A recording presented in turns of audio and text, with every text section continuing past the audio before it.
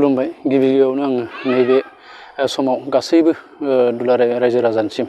आंनि नैबे मिस्टार गामसा इउट्युब चेनेलाव आं बरायना लाग्रोबाय आं दिनैनि नैबे समाव आङो मोनसे निउस आं लानानै फैदों जे निउसआ जोंनि सोलिबाय थानाय डिआइडि लिटिल मास्टाराव नबजित नार्जारी फंबायनि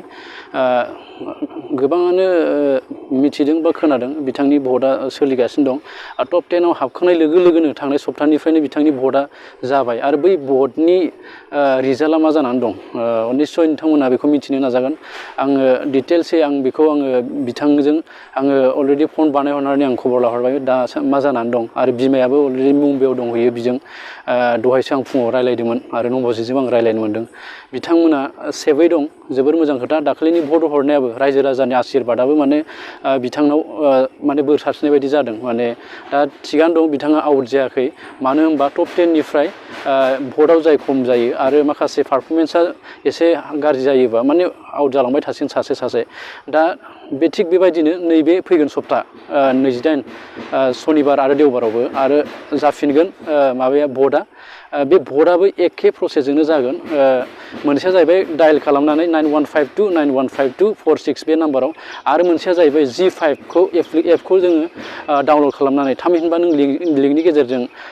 हाबनानै नोंथांमोना बेयावबो मोनसे भट होनो हागोन इमेलजों बेनि लिंकखौ आङो स्क्रिन माबायाव होनाय जादों नोंथांमोना बेयाव डायेल बानायनानै बेयाव गुगोलाव थांनानै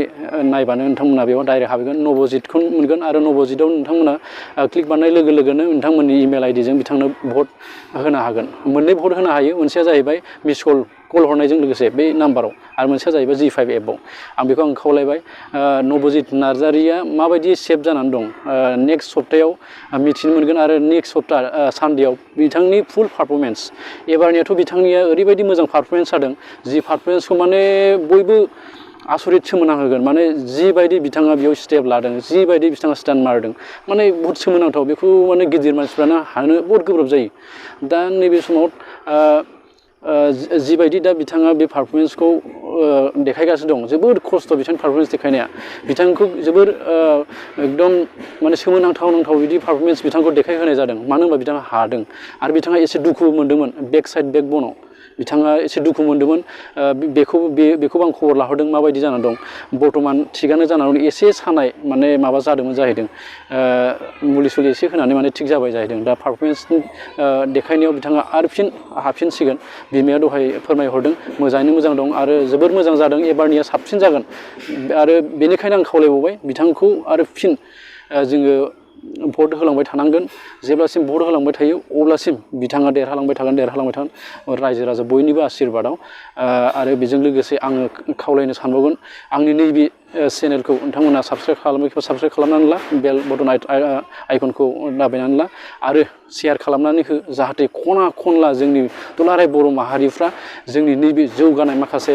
निउसफोरखौ मोनबाय थायो आं बेखौनो आं खावलायबाय आरो आं नैबे टप 10 नि खोथाखौ आं एसे फोरमायनो सानदों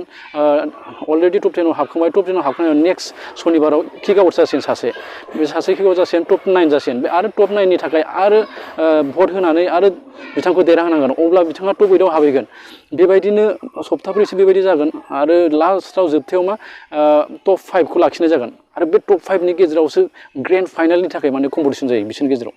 आरो बेवहाय गोग्गोमसिन जोङो भट होनो नाजानांगोन आसा खालामदों